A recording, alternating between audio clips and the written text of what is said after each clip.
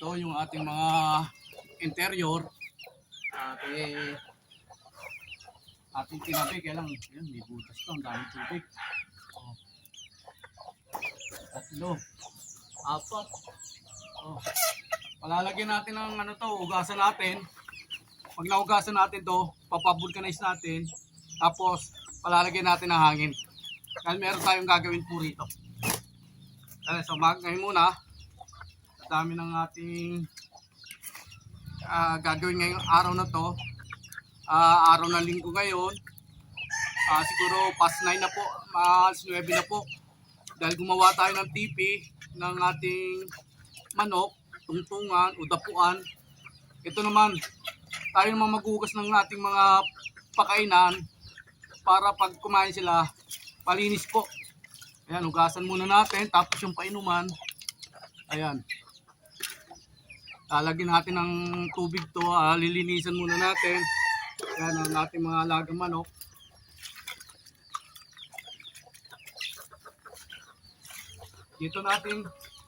Dito ko hugasan para malinisan po itong interior. Para mawala rin po ang dumi nitong interior. Kaya dito natin hugasan itong mga pakainan ng manok.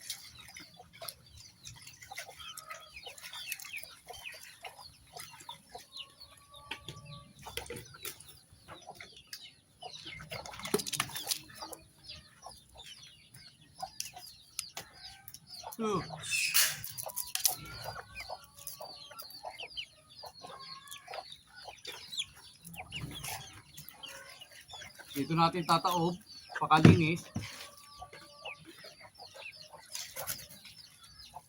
Babad na natin dahil dyan.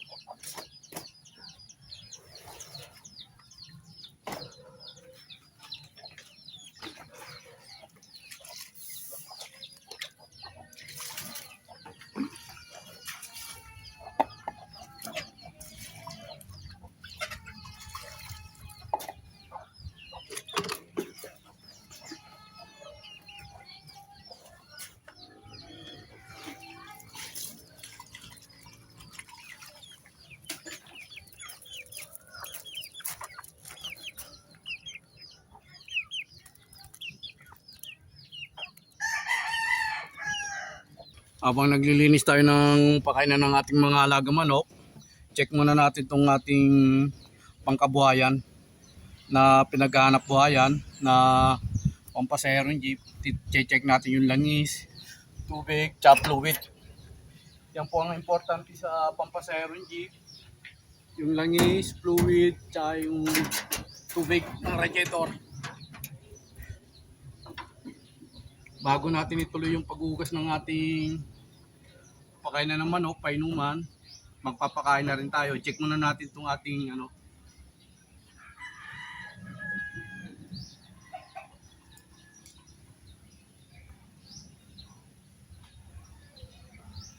para hindi po tayo mabala at huwag masisira ang jeep.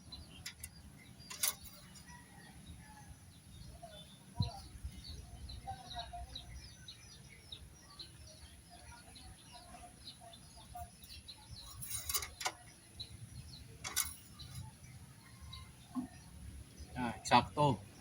Nasa pangalawang guhit po yung langis natin ng jeep. Tapos, siyempre, yung tubig ng radiator.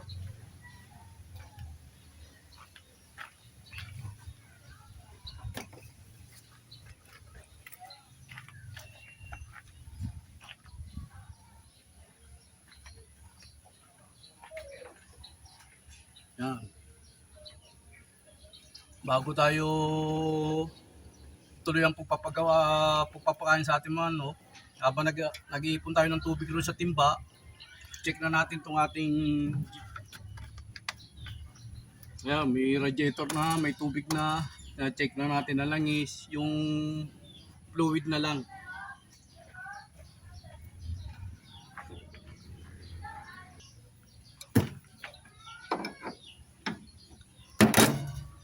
Tingnan natin yung fluid kung okay. May bawas siya ng konti. May bawas siya ng konti yung ating fluid. Ayan. Ito po yung pinaka-fluid niya. Yun, o, konti lang po ang bawas. Mas maganda bantuan na natin, lagyan na natin para papuno na siya. Walang fluid.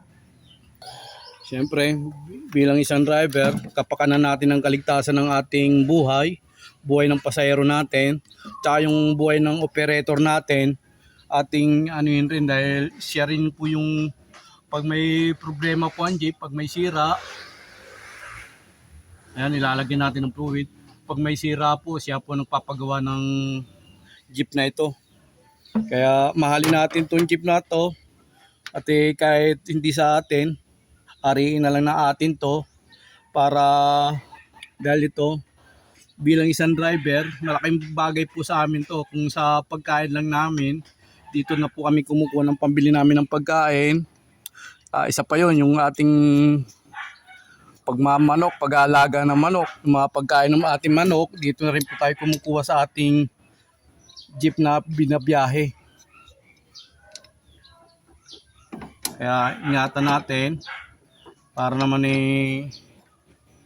wag masira. Tsaka yun lang po ang importante rito yung fluid, tubig, tsaka langis po. Yan po ang importante po dyan. Dahil yan po talaga ang buhay ng isang pampasaherong jeep. Buhay ng driver, buhay ng operator, na wag masira ang makina ng jeep. Tapos na tayo dito sa ating pag-check sa ating sa jeep na to. Tuloy naman po tayo sa ating ginagawa para sa ating munting manukan sa ating mga alagang manok. Sarado na natin to, na-check na. Okay na. Lagyan na ng tubig.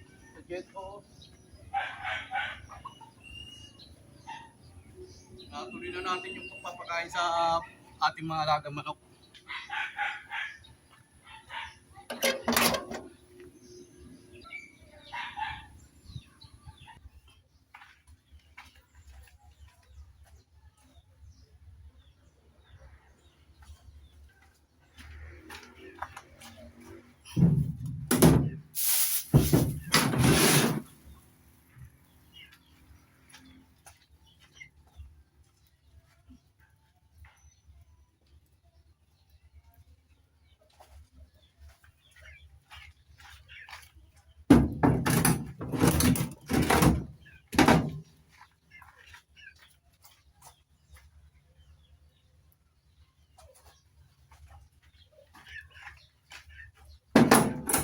Ayan. Ito wala na pong laman, no? Ito po yung ating pansisiw. Wala na pong laman. Itatabi ko muna to. At kukuha tayo ng ibang para sa ating mga alagang manok. Ayan. Ito po yung ating pakainin sa ating mga alagang manok. Ayan, kukuha tayo ng tubig.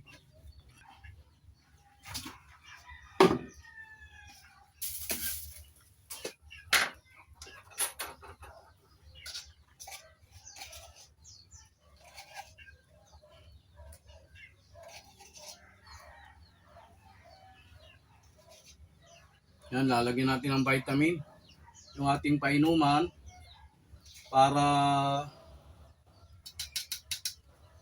may vitamin po yung kanilang iniinom. Dahil paminsan-minsan po kasi rito, uulan, aaraw, uulan. Ayan po. Siyempre, hindi maiwasan na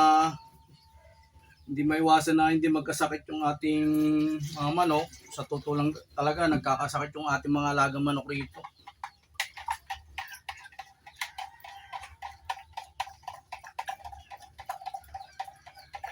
Dahil sabi nga yan, nasalinan na natin to ng tubig para meron na silang tubig na ating sa ating mga alagang sisiw para may tubig na po sila ron. Yan. Dahil baka kanina po sila ng uhaw dahil walang tubig ron.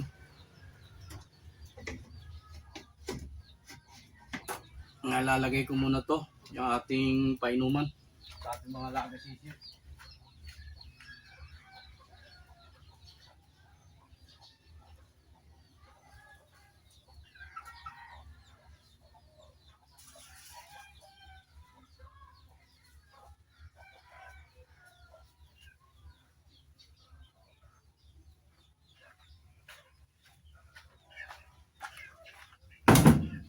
Yan. Tapos ito na lang po ang natitira nating pagkain sa mga buslog na lalaki. Buti na lang meron po tayong reserba na isa pa, puno pa ho ito. Pero ito kulang na ho ito sa isang kainan. Dahil malalakas na po kumain yung ating mga alagang manok. Gagawin pa natin, sandali lang. Okay.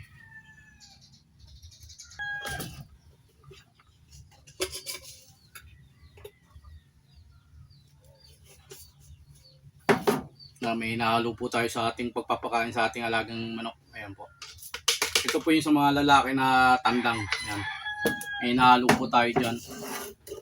Ayan. Pati rito sa ating mga buslog, hinahaluan rin natin ang pagkain nila. Ayan. Wala na po. Ubos na rin no. Siyempre, habang wala pang pagkain,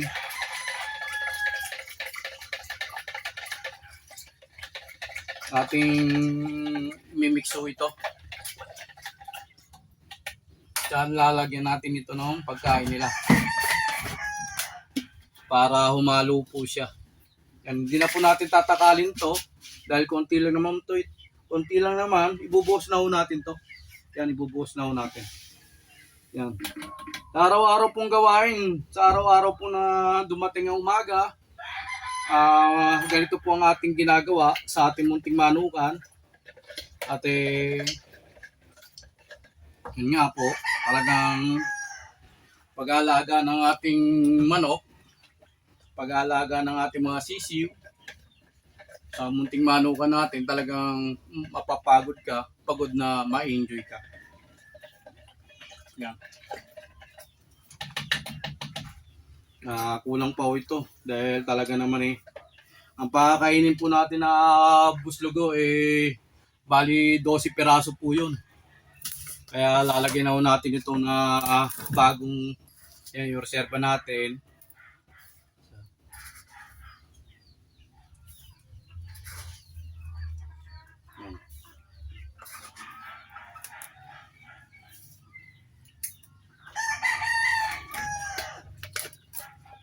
Pag hindi na po siya mahalo, tsaka natin papakain na natin sa ating mga manok.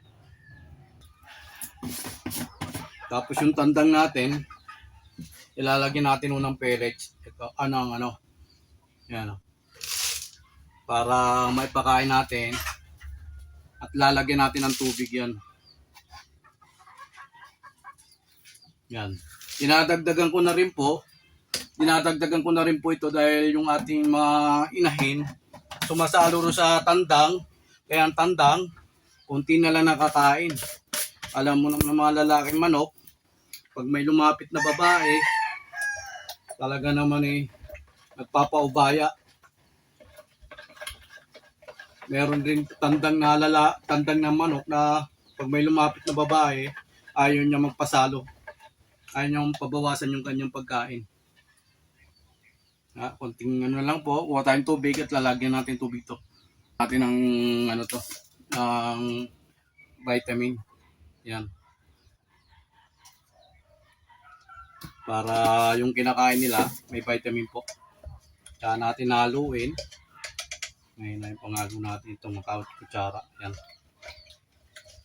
Para yung binigay natin na hinalo natin sa ating manok, umalo siya sa pagkain. Yan, hintayin natin matunaw yan. Dahil pag natunaw ito, yan, lulubo yan, naaabot rito.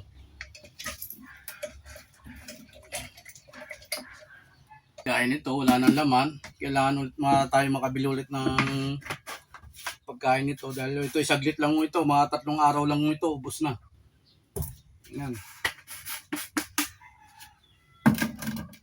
3 araw lang ito. Ubus na ho ito.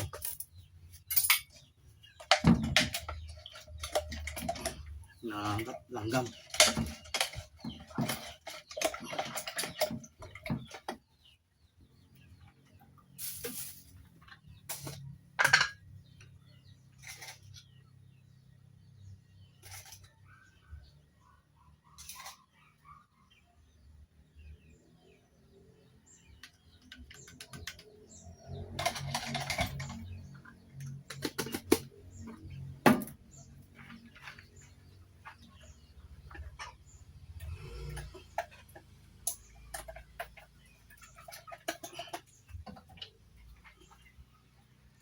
Umpisa na tayo magtakal ng ating pakainan para sa ating mga alagang manok. Yan po. Malambot po siya, yan o. Malambot po ang pagkagawa natin. Yan, may tubig po ito ng may vitamin. Ayan. Ganito po. Kanya-kanya po tayong pakain. Pasensya na po kung kayo sa nagmamanok dyan. Kanya-kanya pong diskarte po tayo. Pasensya na po kayo. Basta ako sa ano ko, ito po ang ginagawa kong pagpapakain sa aking mga alagang manok. Dahil yung ibang manok, nagmamanok rin po, may kanya ring diskarte para sa kanilang pag-aalaga.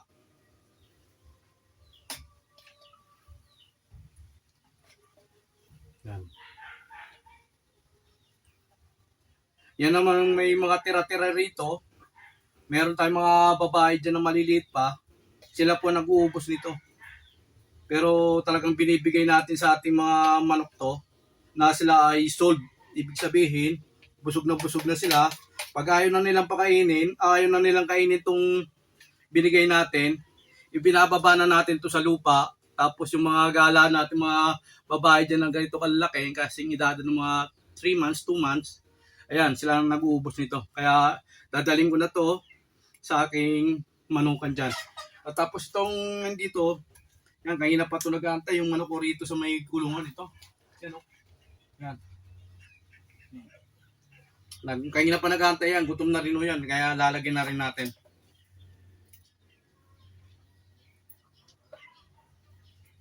Nadili tayo magpakain sa manok ngayon dahil meron po kasi tayong ginawa na tungtungan ng ating alagang tandang. Yan.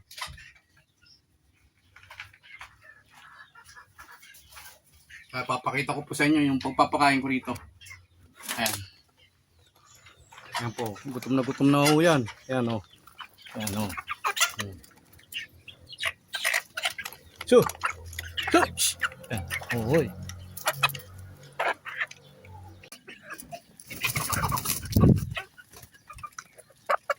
Ayan. Gutom na sila. Ayan. Makikita nyo po na malambot yung ating pinakain sa kanila. Oy! Andito, papakain pa. Oo, tapusin ko lang to, tapos alis na ako. Ayan. Tapos bigyan na rin natin iba natin mga alagang manok. Ayan po.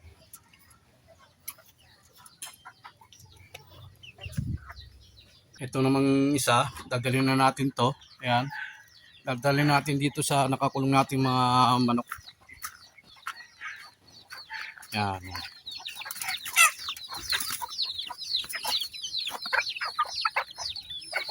Uy. Ayan. Talagang gutom na sila. Ayan.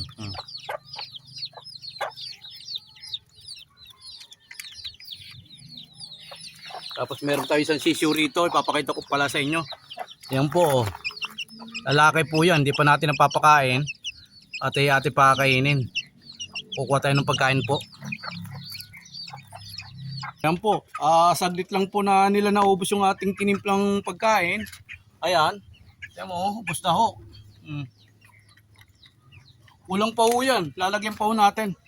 Kulang pa ho yan yung kinain nila. Nabitin. Yan, nabitin po yung ating manok.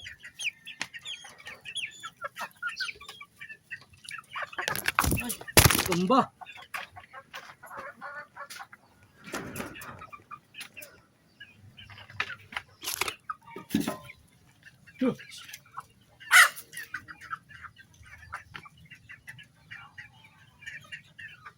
Nabitin sila sa ating binigay. Kaya tatagdagan natin.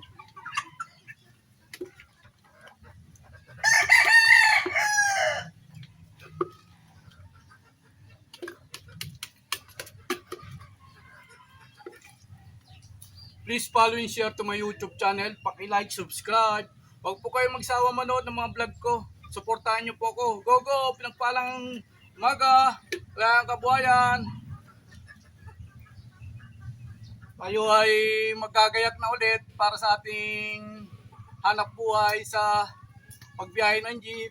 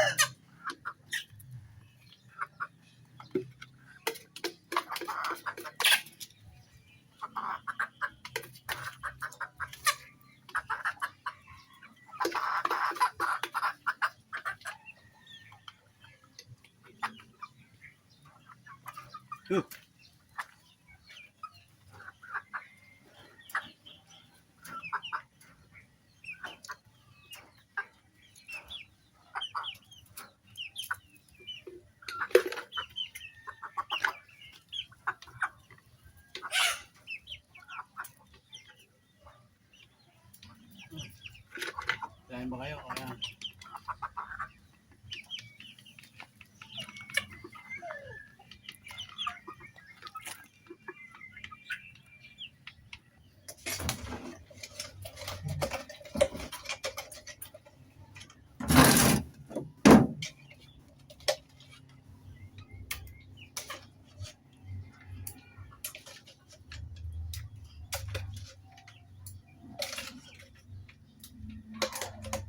Ito ibubusin na natin dito. Dahil yung tandang, may sumasalo dyan eh. Mga ibang malilit na manok dyan. Kumakain na rin po ng ganyang pagkain.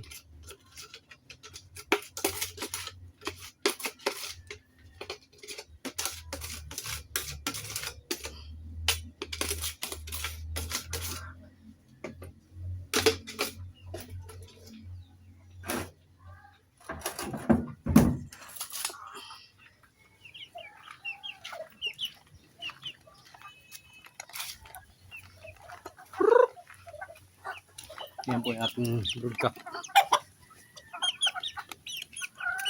Yan, sumasalo sila. Hinayaan na lang muna natin. Yan.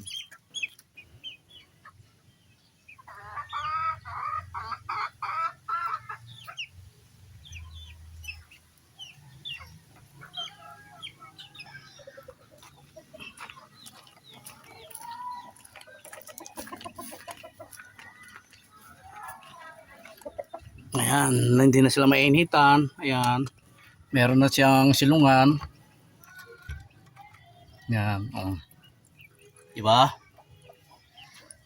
Safety na siya. Safety na siya sa kanyang kinakasilungan. Hindi na siya mainitan.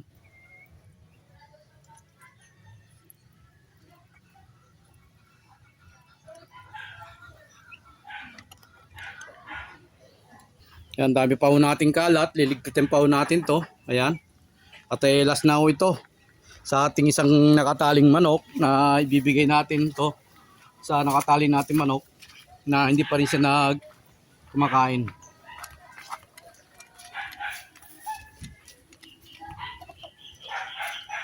Yan po. Nag-aantay na po. Yan.